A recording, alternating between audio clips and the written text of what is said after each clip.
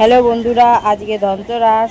সবাইকে জানাই অনেক শুভেচ্ছা ও ভালোবাসা। তো সবাই ধনতেরাস দিনটা ভালো করে কাটান। আর আমরাও বেরিয়ে গেছিলাম বাজারে। আমাদের এখানেই বাজার বসে একটা ছোট করে, তো প্রচুর ভিড় হয় বাজারে। আমরা একটু আগেই বেরিয়েছিলাম, তো টুকটাক কিছু কিনেছিলাম, ছোটোখাটো জিনিস। আর এবার কিনতেই বাজারের মধ্যে প্রচুর ভিড় হয়ে গেছিলো, তার জন্য আর সব কিছু শেয়ার করতে পারিনি। যেটুকু ক্যামেরা বন্দি করতে পেরেছি আপনাদের সামনে রেখেছি। তো আপনাদের নিশ্চয়ই ভালো লাগবে। আপনার ভিডিওটা তাহলে দেখতে থাকুন, নিশ্চয়ই ভালো লাগবে। প্রথমে একটু গেছিলাম এই দোকানটাতে, কিছু কাপড় একটু কিনেছি ঠাকুরের জন্য, পাতার জন্য। তারপরে কিছু ঠাকুরকে একটু খই দেব, খই, মুরগি, একটু নাড়ু, এসব ছোটোখাটো জিনিস কিনেছি। সেরকম এবারে কিছু কিনিনি,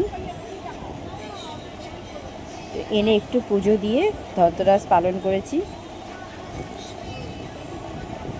এখানে গোপালের জামা বিক্রি হচ্ছে।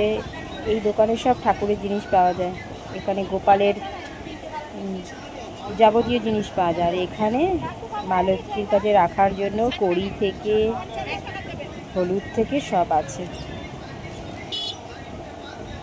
আর এখন তো চারিদিকে লাইট ঝলমল করছে, তার জন্য আরও খুব সুন্দর লাগে।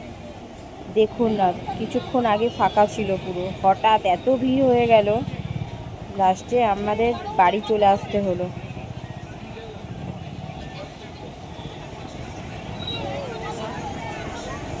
তারপর ছেলে ভিডিওটা করছিল,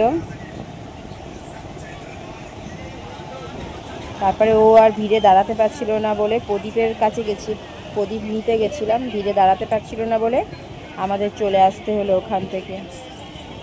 আস্তে আস্তে বাড়ির দিকে যাই। আজকের মতো ভিডিওটা এখানেই শেষ করলাম। আপনারা ভালো থাকবেন, সুস্থ থাকবেন এবং কালী পুজোটা খুব ভালো করে কাটাবেন। আর শব্দবাজি থেকে বাচ্চাদের দূরে রাখবেন। ভিডিওটা কেমন লাগলো অবশ্যই কমেন্ট করে জানাবেন। শুভরাত্রি।